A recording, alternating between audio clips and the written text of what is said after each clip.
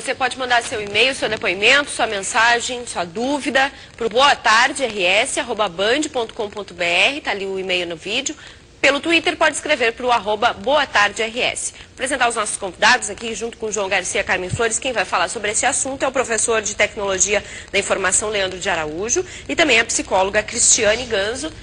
De volta ao programa, né, Cristiane? É um prazer. Boa tarde para vocês. Boa tarde. O que chamou a atenção ali na reportagem, enquanto a gente assistia, né, Garcia? Quando o menino falou, tudo que é proibido é melhor. Eu e aí? Eu sou do tempo que isso aí era fruta, laranja, bergamota.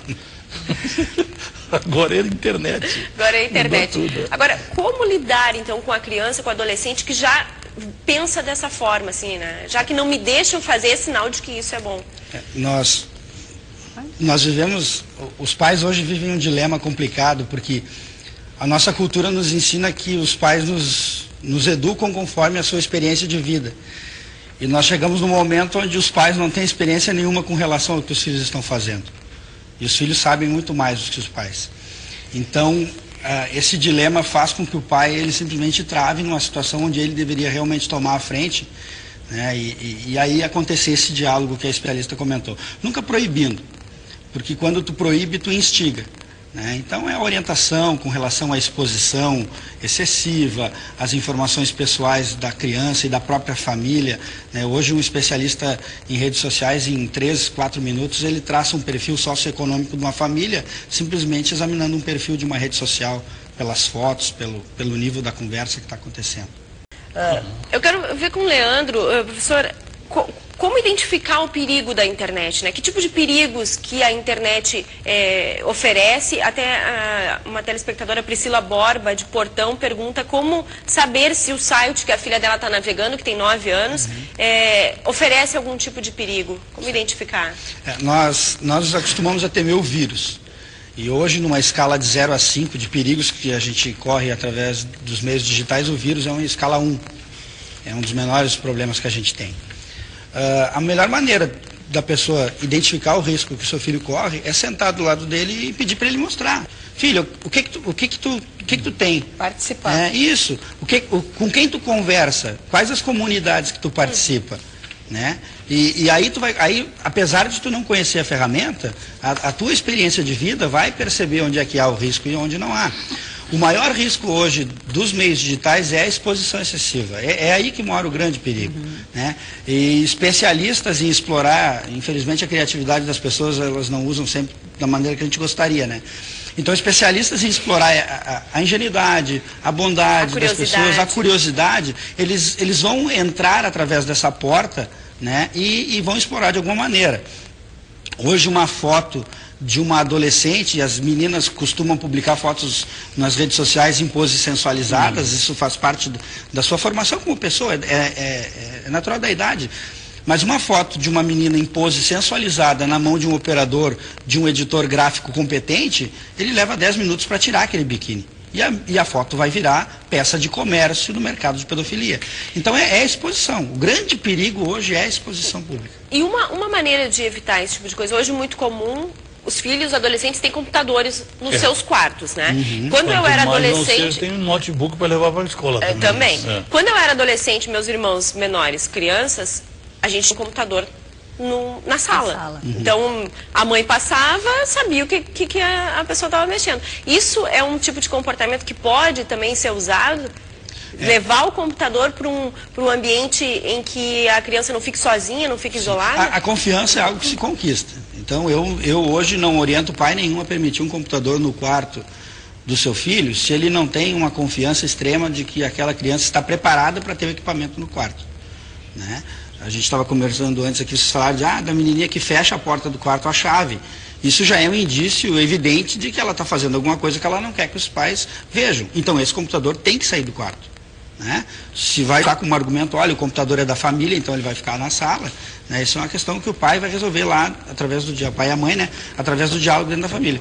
Mas sempre através da orientação e da conversa. O grande risco do computador no quarto é porque o pai não tem esse controle. Hoje as crianças, elas colocam plaquinhas, na porta lá, não entre. E os pais, não perturbe, e os pais respeitam isso, É impressionante como existe esse controle por parte dos filhos. Então é tudo uma questão de diálogo. Tira o computador do quarto, ou explica por que ele não é interessante estar ali, ou então, se tu realmente tem essa confiança, né, tu já sentou com ele já te mostrou exatamente o que ele faz, então tu, né, pode a gente falando sobre o acesso à internet, mas também tem os jogos, né? Hoje tem as LAN houses, que se tu controla dentro de casa, como é que tu controla na LAN house, né? Quer dizer, a grande maioria dos jovens está preferindo ir na LAN house, se ele sente que está meio controlado. Agora tem o problema dos jogos, esses jogos mais violentos e tal, que também alguns especialistas divergem. Faz mal, não faz mal, enfim. Como é que a gente lida com isso? Vamos fazer o seguinte, vamos deixar para o professor e para a psicóloga responder isso na volta do intervalo, né? O que se faz mal, prejudica o desenvolvimento da criança ou não. Daqui a pouquinho a gente segue falando. Bom, Boa Tarde de hoje está discutindo os limites no acesso à internet, os cuidados com as crianças e adolescentes, exposição das crianças na rede. A gente tem um caso bem emblemático que reflete esse tipo de situação, a Band acompanhou, você viu aqui nos telejornais da Band, que foi o caso da menina Raquel Genoff, de Curitiba. Ela foi morta, o corpo dela foi encontrado em uma mala na rodoviária da capital do Paraná. A polícia, na época, investigou um perfil no Orkut que a menina tinha e levantou a hipótese de que, por ali, o criminoso teria tido acesso a informações sobre a garota. Os pedófilos costumam usar essa ferramenta, professor, para ter as informações das crianças mesmo? Existe uma categoria não sei se eu posso chamar de crime ou de comportamento, chamado de engenharia social. Isso nasceu com os primeiros hackers norte-americanos lá, e eles criaram uma forma de explorar a carência das pessoas, a ingenuidade, e tirar proveito disso. Então, o que hoje o engenheiro social faz?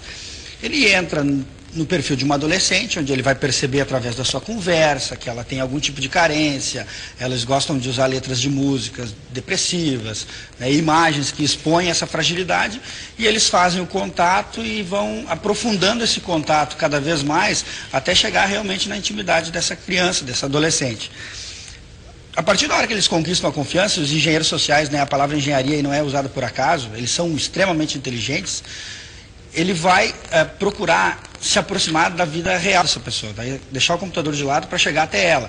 Ele já descobriu através da internet onde ela mora, onde os pais trabalham, os horários onde eles trabalham, a escola onde ela estuda, né? Ele só precisa sentar e conversar com ela. Ele nunca vai falar mal da família.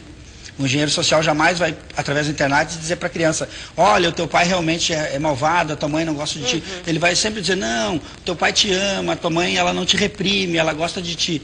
E vai conquistar a confiança dela. Através disso aí, ele vai marcar um encontro, eles vão começar a conversar, e aí ele tem tudo que ele precisa. E os jogos, Leandro? Os jogos são assuntos polêmicos, e eu jogo. Online. Eu uso meu computador para jogar. Não gosto muito de jogar online. Eu gosto de jogar mais sozinho em casa, ou então eu reúno um grupo de amigos e cada um leva o seu computador lá para casa, a gente faz uma zona lá em casa, 8, 10 computadores na sala espalhados. A minha esposa quase me mata quando a gente faz isso, e a gente vira a madrugada jogando. Normalmente são jogos violentos, os jogos têm esse objetivo. Realmente é tu ganhar alguma coisa. É tão polêmico que eu vi um dos maiores gestores hoje do Brasil de pessoas, ele fazendo um comentário dizendo que esses jogos estimulavam muito a criança porque ele tem a tomada de decisão rápida que o jogo estimula, depois na vida profissional vai refletir de forma positiva. O meu pensamento com relação ao jogo é tu fazer o adolescente entender que o personagem dele no jogo, ele morre e renasce quantas vezes ele quiser. Né? Se o personagem tomou um tiro no jogo, volta lá para onde ele tinha começado e vai de novo, e vai até conseguir. Lá no jogo é assim. É isso que ele tem que entender. Fora do jogo isso não vai acontecer jamais. O problema é quando isso confunde a cabeça, e o adolescente, e o jovem que está realmente na formação, né, intelectual, e ele confundir essas duas coisas pode gerar um problema muito grande. Mas aí sempre é a falta, sempre, né, onde a gente sempre bate na mesma tecla, falta de diálogo. Então, é tudo uma questão de diálogo. Eu vejo que proibir o jogo é uma coisa bem complicada, porque ele vai jogar numa lan house, né, como tu disseste. Então, senta e fala: filho, isso aí é uma brincadeira, né? Quando nós éramos crianças, o que a gente fazia? Mocinho bandido. Claro, a gente pegava uma arminha de pau, botava um prego embaixo e saia dando tiro no outro. Não tinha jogo naquela época de tiro, mas a gente dava um jeito de resolver o problema. Hoje eles só mudaram aquilo para o mundo digital. A gente tem que entender e fazer a criança entender que aquilo ali é uma realidade virtual. E o que é o virtual e o que é o real. Então, a minha opinião com relação ao jogo é isso mesmo. Cristiane, sobre códigos usados na internet, até para enganar as crianças, atrair, né? Tem algumas coisas assim, quando vai se relacionar a droga, se usa algum tipo de código específico. Como que os pais podem identificar isso? De novo, Fernanda, a única possibilidade de um pai, de fato, identificar isso é, em primeiro lugar, ele querer identificar. Porque atento. A maioria das vezes os adultos não querem ver aquilo que provoca dor.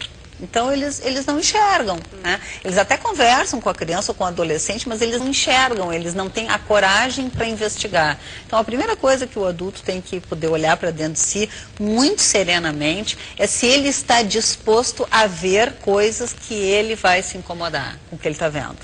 E aí sim, aí passar a investigar, a olhar, tem muitas conversas de grupos de meninas anoréticas, bulímicas, e que ensinam como vomitar, que ensinam como não comer. É assim.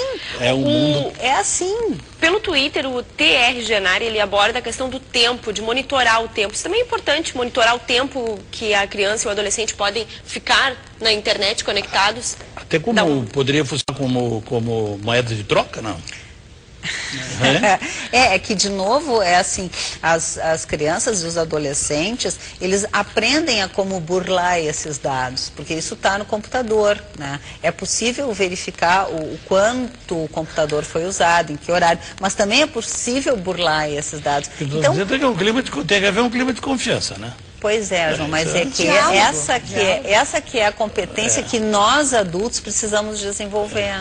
Teve uma mãe de um aluno lá na escola que me fez um comentário que eu achei uma pérola, que ela me disse, a melhor coisa do mundo que a gente fez foi ter comprado aquele computador e colocado no quarto do fulano.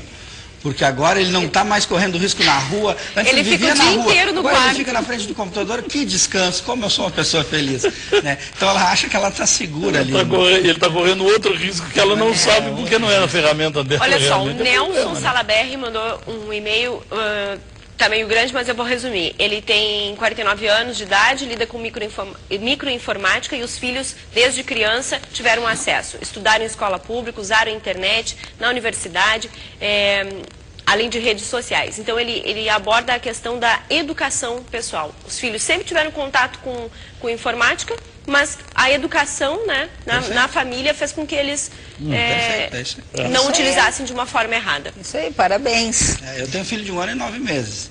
E ele senta no meu colo, ele já tem o joguinho dele, que ele, né? E às vezes ele bate o pé que ele quer jogar, eu disse, não, agora não, filho, faz um chorinho dele ali, daqui a pouco ele esquece, vai brincar com o brinquedo dele, mas eu estou tentando desde já ele entender que tem um momento que ele pode brincar ali, tem um momento que ele vai ter que brincar com outra coisa. É educação, né? Para encerrar, Cristiane, então.